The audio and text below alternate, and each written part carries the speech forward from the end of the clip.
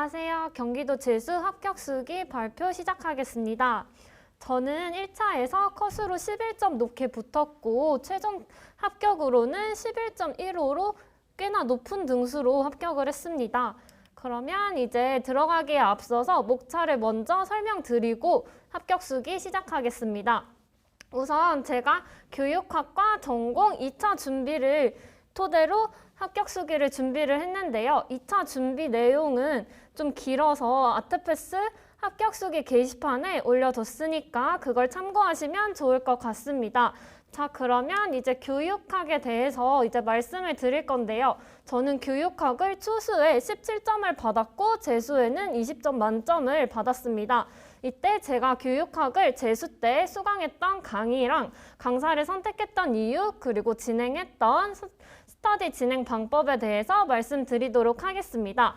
저는 일단 수강 강의를 초수 때는 한 강사의 패키지를 모두 수강하였으며 재수 때는 이제 초수 때 다져진 이론을 바탕으로 9월에서 11월까지만 진행을 하는 문제풀이 강의를 직강으로 수강했습니다. 제가 이 강사를 선택했던 이유는 우선적으로 요점이 잘 정리되어 있는 자료를 제공한다는 점과 그리고 청킹을 알려주면서 쉽게 암기할 수 있는 방법을 알려주었기 때문에 제가 이 강사를 선택하게 되었습니다. 스터디 진행 방법은 제가 재수를 했기 때문에 2월까지는 합격 발표 이후 좀 쉬었고 3월에 가면서 이제 전화 스터디를 매일 진행을 했었습니다. 기간은 이제 3월부터 시험 시작 전날까지 모두 진행을 했었고 방법은 전화 스터디를 이용해서 이제 한 명이 타일러의 목표 중심 교육 과정이 무엇이냐고 물으면 다른 한 명은 이제 타일러의 목표 중심 과정에 대한 단계 그리고 뭐 특징이나 장점 단점까지 이야기하며 통으로 암기를 하였습니다. 제가 교육학을 만점을 받을 수 있었던 이유는 철저하게 오픈형에 대해서 대비를 했기 때문이라고 생각합니다. 우선 제가 오픈형을 대비하기 위해서 첫 번째로는 제가 적은 답안이 애매하더라도 틀렸다 할 수 없게 모두 최선을 다해서 서술하자는 의지를 가지고 있었기 때문이라고 생각합니다. 두 번째로는 이제 모범 답안을 그대로 암기해서 저만의 만능 틀로 활용하였습니다. 그리고 세 번째로는 이제 주어진 개념의 범주와 제시문에 제시되어 있는 키워드를 바탕으로 최대한 제가 모르는 내용이더라도 부벼서 오픈형 문항을 작성하도록 했습니다. 이러한 세 가지의 방법을 통해서 저는 오픈형에 철저하게 대비할 수 있었다고 생각합니다. 선생님들 이제 시험을 보러 가게 되면 아무래도 긴장되는 상태이기 때문에 내가 알던 내용도 모르게 다가올 수 있습니다. 따라서 이제 제시되어 있는 개념에 대해서 충분히 이해를 한 후에 제시문을 충분히 활용한다면 여러분들도 20점을 받을 수 있을 것이라고 생각합니다. 다음은 전공입니다. 저는 전공을 위상팀의 강의를 주로 두고 타 강사의 강의를 필요시에만 조금씩 활용했습니다. 이렇게 했기 때문에 이제 초수 때는 50점을 받았고 재수 때는 56점을 받았습니다. 그러면 이제 제가 실패 원인과 수강했던 강의, 직강으로 수강한 이유에 대해서 설명을 드리도록 하겠습니다. 제가 우선 초수에 실패를 했던 원인으로는 첫 번째로 취지를 정확하게 파악하지 못했다는 것이 저희 단점이었던 것 같습니다. 두 번째로는 이제 회독할 당시에 빠르게 회독하는 것에만 급급한 나머지 개념을 정교하게 이해를 하지 못했던 것이 또 저희 실패 원인이라고 생각하고 마지막으로는 비교 포인트를 정확하게 캐치하지 못했고 이제 인과관계를 정확하게 이해하지 못했다는 것이 저희 실패 원인이라고 생각합니다. 다음은 이제 수강했던 강의입니다. 저는 초수 때 위상팀의 강의를 패키지로 수강을 했으며 이제 재수 때는 5월에서 11월 문제풀이 강의를 직강으로 수강했습니다. 저는 초수 때 위상팀 강의 패키지를 들어가기 전에 미리 기본 강의와 심화 강의, 교과서 분석 강의를 수강했던 상태로 초수에 임했으며 이렇게 미리 수강했었기 때문에 초수 때 기본 이론을 수강하면서 좀 더 어려움을 덜 겪었던 것 같습니다. 여러분들도 이제 초수로 이제 시험을 시작하게 된다면 미리 기본 이론과 심화 강의 정도는 수강하시고 초수에 들어오는 게 좀 더 효과적으로 공부를 할 수 있는 방법이라고 생각합니다. 그리고 제가 수업을 직강으로 수강을 했었는데 제가 직강으로 수강을 했던 이유는 우선적으로 평일에 회독할 때 이해가 잘 안 되는 부분이나 궁금한 부분이 있다고 생각합니다. 이러한 부분을 직강으로 오시면 수업이 끝난 후에 위상 선생님과 장지연 선생님께서 질문을 이제 집에 가기 전까지 받아주기 때문에 이러한 부분을 저는 적극 활용하기 위해서 직강으로 수강을 했습니다. 두 번째로는 이제 제출한 첨삭지를 바로 다음 주에 수령할 수 있다는 것이 저에게는 가장 큰 메리트로 다가왔습니다.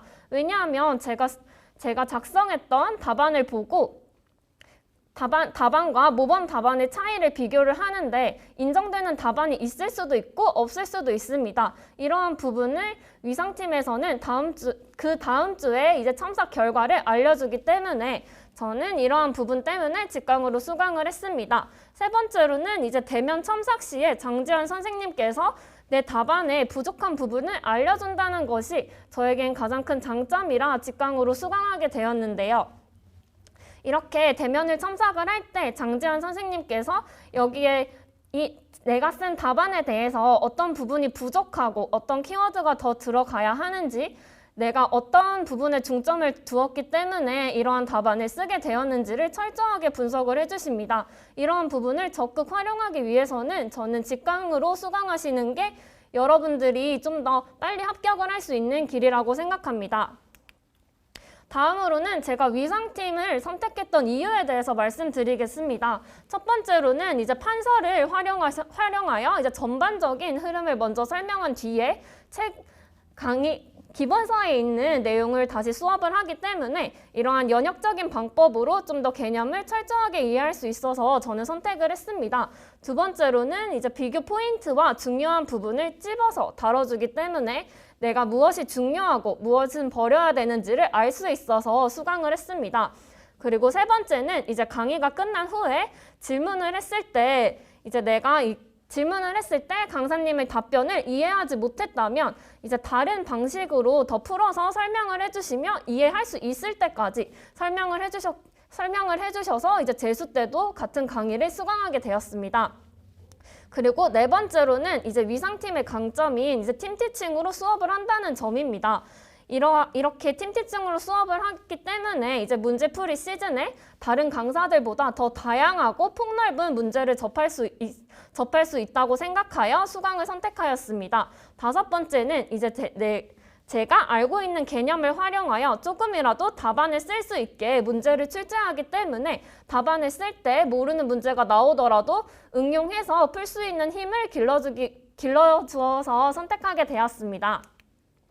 다음은 이제 제가 개념을 이해하기 위해서 사용했던 방법에 대해서 알려드리겠습니다. 우선 첫 번째로는 왜 이러한 개념이 나오게 되었는지 주변 맥락을 우선적으로 파악하고자 했습니다. 개념에 대해서 파악한 후에는 이제 발생되는 개념에 대한 인과관계를 파악하면서 개념을 좀 더 정교화시켰고요. 이제 비교되어 출제되는 파트나 개념을 작은 포스트잇에 만들어서 키워드를 파악하는 연습을 했습니다. 이렇게 개념에 대해서 이해하고 난 뒤에는 이제 문제풀이 시즌에 이제 강사가 내는 문제를 4분의 1로 축소하여 개념 바로 옆에 부착을 하면서 이제 회독하는 과정에서도 이제 개념과 문제를 함께 보며 취지 파악을 하는 연습을 함께 했습니다. 제가 개념을 이해하기 위해서 진행했던 방법을 이제 기본서를 캡처를 해왔는데요. 이렇게 보시는 거와 같이 피아제랑 르엔펠드의 비교 포인트를 이제 포스트잇에 적어놓고 그에 관련된 키워드를 이제 회색 형광펜이나 다른 색깔 볼펜으로 줄을 쳐가면서 이제 키워드를 파악하는 연습을 했습니다. 그리고 두 번째 사진을 보시면 이제 관련 미술학자와 관련돼서 어떤 부분을 중요하게 다뤄야 되는지 이제 포스트잇 색깔을 다르게 표시를 하여 개념에 대해서 정교하게 다지고자 하였고 이제 다른 포인트는 이제 개념을 이해하는 것과 동시에 이제 출제됐던 문제를 함께 볼 수 있도록 이렇게 작게 복사하여 옆에 테이핑을 하였습니다. 다음은 이제 문제 취지를 파악하는 방법을 알려드리겠습니다.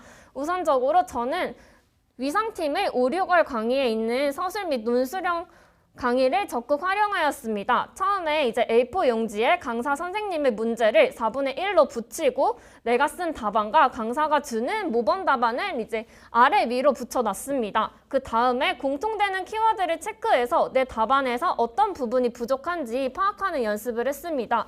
이렇게 키워드가 어떤 부분이 부족한지를 파악하기 위해서는 이제 엄격한 잣대를 가지고 자신을 정확하게 마주할 수 있어야 된다고 생각합니다. 그래서 저는 제 키워드가 조금이라도 애매하면 틀렸다고 표시를 했었습니다. 그 다음에는 이제 삼색 볼펜을 이용하여 이제 문제를 취지를 정확하게 파악하도록 했는데요. 이제 처음에 초록색의 볼펜을 사용해서는 이제 문제에서 요구하는 취지를 적어 두었고, 이제 보라색은 취지 파악을 위해 알아야 하는 팁을 적어 놓았습니다. 예를 들어 내가 이 문제를 파악하기 위해서는 이제 표현 방법을 알아야 된다거나, 아니면 이제 표현 방법에는 이제 사실적, 변형적, 추상적인 방법이 있다거나 이런 부분들을 메모를 해두었습니다. 이제 세 번째로는 이제 파란색 볼펜을 활용하여 내가 이 문제를 풀기 위해서 알아야 하는 개념은 무엇이 있는지를 표시해 두었습니다. 예를 들어 이제 로댕의 조각작품에 관련된 문제를 풀기 위해서는 뭐 마르코 타주에 대해서 알아야 된다거나, 아니면 풍속화와 관련된 문제가 출제가 되었을 때는 내가 조선 후기의 풍속화의 배경에 대해서 알아야 된다거나 하는 부분들을 메모를 해두었습니다. 마지막으로는 이제 회색 형광펜을 사용하여 이제 위상 선생님과 장지영 선생님께서 풀이해주는 부분에 대해 이제 키워드만 간략하게 표시를 해두었습니다. 이제 예시로 사진 몇 장을 가지고 왔는데요. 이제 처음에 그렇게 문제 취지를 분석을 한 뒤에 이제 맨 앞장에 이제 1주차의 분석 내용에 대해서 서술을 하면서 지금 어떤 문제 유형이 출제되고 있는지를 파악하고 내가 취지 파악을 위해서 어떤 부분을 알아야 하는지, 그리고 지금 출제되어 있는 개념들에 대해서 내가 틀린 거는 어떤 부분인지 이제 오답 노트까지 함께 활용하는 방법을 진행했습니다. 이제 옆에 사진은 이제 제가 앞서 설명했던 것처럼 이제 삼색 볼펜을 이용하여 다양하게 연습을 했다는 예시를 가지고 왔고요. 이제 다음으로는 이렇게 이제 기출되었던 문제를 바탕으로 이제 장지연 선생님께서 다른 문제로 변형해서 출제하신 부분을 나란히 붙여놓고 똑같이 문제 취지를 파악하는 연습을 진행했습니다. 다음은 제가 활용했던 스터디에 대해서 말씀드리도록 하겠습니다. 저는 우선적으로 스터디를 5개 이용을 했는데요. 초수 때는 스터디를 교육학 스터디 하나만 하고 이제 전공에 관련된 스터디는 하지 않았습니다. 하지만 이제 재수에 접어들게 되면서 초수 때만큼의 의지가 잘 없는 것 같아서 저에게 강제성을 부여하기 위해서 저는 다양한 스터디에 참여하였습니다. 우선적으로 교과서 스터디입니다. 교과서는 이제 위상팀에서 만들어준 교과서 자료를 적극적으로 활용을 하였고요. 이제 기간은 보시는 바와 같이 3월 중순부터 진행을 했고, 아침 잠을 깨는 용도로 활용했기 때문에 평일 매일 3페이지씩 진행을 했었습니다.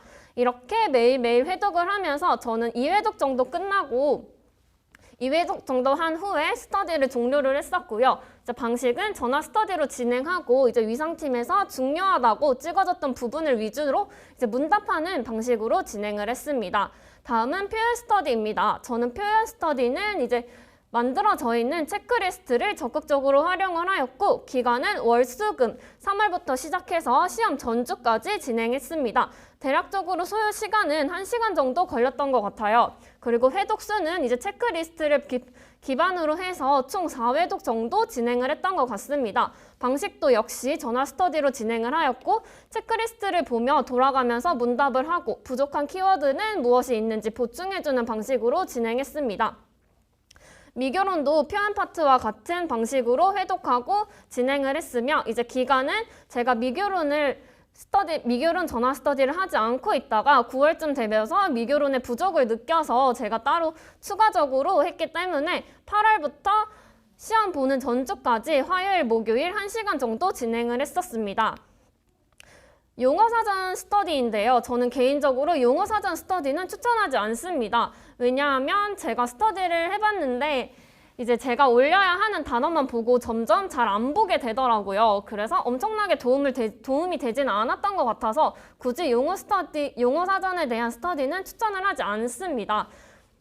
일단 기간은 이제 5월부터 시험 전주까지 이제 월요일에서 토요일까지 매일매일 단어를 20개씩 학습을 하고 그에 관련된 단어를 5개 찝어서 빈칸을 뚫어 올리는 방식으로 진행을 했고요.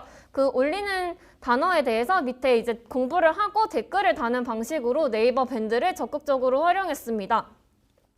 요즘 출제 경향을 봤을 때 용어 사전은 꼭 필요하지 않다고 생각합니다. 왜냐하면 제가 이렇게 용어 사전 스터디를 했지만 올해 출제되었던 클로이스터 같은 건축에 대한 문제는 저 또한 틀렸기 때문인데요. 이렇게 틀리라고 낸 문제는 다 같이 틀리는 것도 괜찮은 방법이기 때문에 저는 굳이 이 한 문제를 맞추기 위해서 용어 사전의 5권을 꼭 다 봐야 된다는 필요성을 잘 못 느끼겠습니다. 다음은 생활 스터디입니다. 생활 스터디는 저는 3월부터 이제 시험 전날까지 진행을 했고요. 이제 시간은 8시에 접속을 해서 제가 10시간을 다 채우면 나갈 수 있는 방식으로 진행을 했었습니다. 구루미캠을 활용하였고요. 이제 평일에 진행하면서 1회 정도 휴식권이 있고 늦으면 이제 같이 하는 사람들에게 500원씩 입금하는 방식으로 진행을 했기 때문에 이제 8시 1분에 접속을 하더라도 이제 같은 스터디원들에게 모두 500원씩 입금을 했었습니다. 이렇게 앉아있는 습관을 들이기에 어려운 분들이라면 저는 생활 스터디를 해보는 것도 적극적으로 추천드립니다. 왜냐하면 이제 최종 탈락을 한 후에 저는 3월부터 공부를 시작했는데요. 이제 5월까지 마음의 갈피를 잘 못 잡았기 때문에 저는 이 생활 스터디로 인해서 좀 공부를 할 수 있는 환경을 만들어 주었다고 생각합니다. 다음은 이제 공부 시간입니다. 이제 최종 합격자 발표 이후에 저는 쉬다가 3월부터 공부를 시작했습니다. 그래서 3, 4월에는 평균적으로 7시간에서 8시간 정도 공부를 했었고 5월에서 8월 정도는 평균적으로 9시간, 9월에서 10월 정도는 3시간, 이제 11월은 이제 시험이 가까워졌기 때문에 12시간 이상 학습을 했었습니다. 제가 영역별로 어떠한 부분을 더 학습했는지는 뚜렷하게 말씀을 드릴 수 없을 것 같아요. 그래서 이제 제 옆에 QR코드를 심어놨는데 여기 인스타그램에 들어가시면 제가 공부했던 시간이랑 어떤 영역 공부했었는지 나와 있으니까 이제 궁금하시면 들어가 보시면 될 것 같아요. 다음은 서브노트입니다. 저는 서브노트를 따로 만들지 않았습니다. 왜냐하면 제가 대학 서양미술사 파트를 서브노트 조금을 만들어 봤었는데 저는 왜 이 기본서와 심화서에 있는 내용을 그대로 제가 타이핑을 해야 되는지 거기에 의문이 들었었고 일단 게으른 성격이기 때문에 모두 타이핑하는 것에 굉장히 어려움을 겪고 자꾸 미뤄졌었습니다. 따라서 저는 이제 위상책의 기본서를 적극 활용해서 이제 거기에 좀 필요한 부분이나 다른 추가적인 정보들을 복사해서 끼워 넣는 방식으로 단권화를 진행했습니다. 이렇게 기본서에 추가적인 자료를 복사해서 끼우거나 포스트잇을 활용하면 오히려 서브노트를 제작하는 시간도 단축시킬 수 있고 한 번에 나중에 회독하기에도 편하다고 생각합니다. 따라서 저는 서브노트를 굳이 만들어야 하는가 라는 질문을 받으면 저는 차라리 단권화를 하시라고 추천드리고 싶습니다. 다음은 필독서입니다. 저는 우선적으로 이 필독서는 강사가 보고 중요한 내용을 수강생에게 알려줘야 한다고 생각합니다. 왜냐하면 저희는 많은 양을 공부를 해야 되기 때문에 기본서를 다 씹어먹기도 굉장히 벅차다고 생각했기 때문입니다. 따라서 이제 위상팀에서는 강사 선생님들께서 따로 필독서를 보신 후에 중요하다고 생각하시는 부분을 문제로 출제를 하기 때문에 굳이 필독서를 따로 봐야 한다는 생각은 하지 않았습니다. 다음은 가장 궁금해하시는 용어 사전인데요. 저는 타 강사의 용어 사전 강의를 한번 듣기는 했지만 양이 너무 많았어서 이것조차 복습하는데 굉장한 어려움을 겪었습니다. 그래서 나중에는 그냥 한 귀로 듣고 한 귀로 흘리듯이 좀 정리하는 듯이만 듣고 따로 복습은 진행하지 않았습니다. 대신 이제 위상 모서리 부분에 있는 이제 짭줄이 단어 같은 거는 이제 모두 숙지한 채로 시험장에 들어갔으며 모르는 짭줄이 단어는 이제 위상 선생님께 적극적으로 질문을 하면서 모르는 단어가 없이 시험장에 들어가도록 노력했던 것 같습니다. 다음은 2차 준비인데요. 2차 준비는 제가 2차 준비는 제가 2차 준비를 할 때 가졌던 마음가짐과 이제 수업 실현, 수업 나눔, 면접에 관한 이야기를 아트팩스 합격수기에 다 같이 써서 올려놨습니다. 2차 준비가 궁금하시면 아트팩스의 합격수기를 참고하시고 더 궁금한 게 생기시면 이제 아까 앞에 QR코드 드렸던 제 인스타그램에 이제 DM을 보내주시면 답변을 해드리도록 하겠습니다. 이렇게 저는 경기도에 재수로 합격을 하면서 많은 어려움을 겪기도 했습니다. 우선 최종 탈락을 했기 때문에 그러한 마음가짐을 어떻게 다시 잡아야 하는가에 대해서 되게 어려움을 겪었고, 장지현 선생님과 상담을 통해서 내가 어떠한 부분이 초수 때 부족했었는지 그러한 부분을 파악하여 재수 때는 보완을 하고자 했습니다. 제가 가장 부족했던 부분은 문제의 취지를 파악하는 것이었으며, 이러한 부분에서 가장 큰 도움을 줬던 강의는 5, 6월에 있는 서술 논술형 문제풀이라고 생각합니다. 만약에 시험장에서 내가 아는 개념이었지만 어떤 걸 묻는지 몰라서 틀렸다고 생각한다면 이제 저는 5, 6월 강의를 강력 추천드리고 싶습니다. 이상으로 경기도 합격수기를 마치겠습니다. 감사합니다.